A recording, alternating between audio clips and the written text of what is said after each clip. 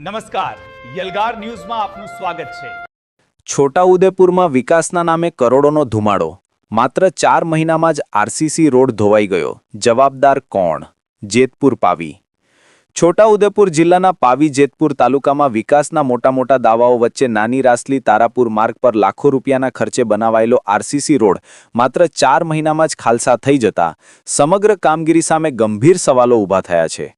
કરોડો રૂપિયાના વિકાસના દાવા કરનાર તંત્ર માટે આ રોડો જ જીવતું ઉદાહરણ બની ગયો છે।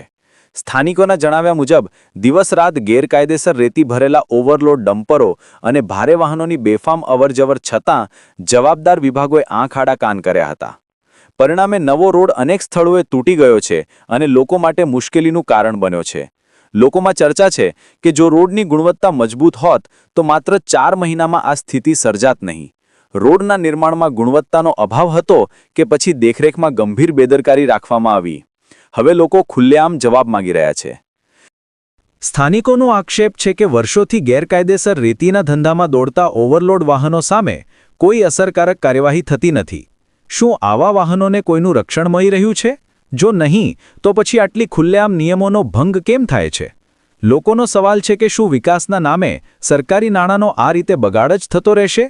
માત્ર 4 મહિનામાં જ તૂટી પડેલો રોડ બનાવનાર કોન્ટ્રાક્ટર, કામની દેખરેખ રાખનાર અધિકારીઓ અને સંબંધિત વિભાગ સામે જવાબદારી નક્કી થશે કે પછી આ સમગ્ર મામલો પણ અન્ય અનેક ફાઇલોની જેમ દબાઈ જશે?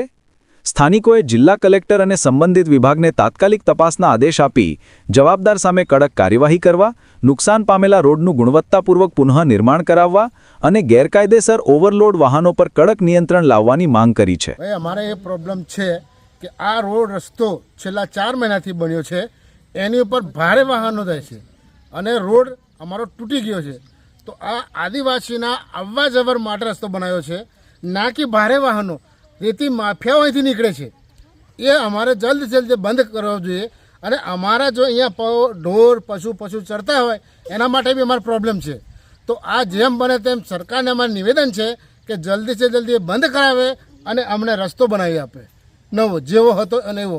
આજથી ઘણા વર્ષો સુધીથી હમણાં રસ્તો બન્યો તો એને જલ્દીમાં જલ્દી તોડી નાખ્યો, તો આ રસ્તો બનાવવાની મહેરબાની કરી આપે સરકારશ્રીને, અમારું એ નિવેદન છે। આ કયો રસ્તો છે? આ નાની રાસલેથી તારાપુર છે, આદિવાસીઓ માટે અવરજવર નાકી ભારે વાહનો માટેનો રસ્તો છે। એને સુધારો કરી આપો અમને, અને જે તોડ્યું છે એ જલ્દીથી જલ્દી બનાવી આપે અને મોટા વાહનો બંધ કરો। જેવા રેતીના માપે મોટા ડમ્પરો જાય છે એ બધું બંધ કરાવો। શું નામ આપનું? જનુભાઈ રતનભાઈ રાઠવા।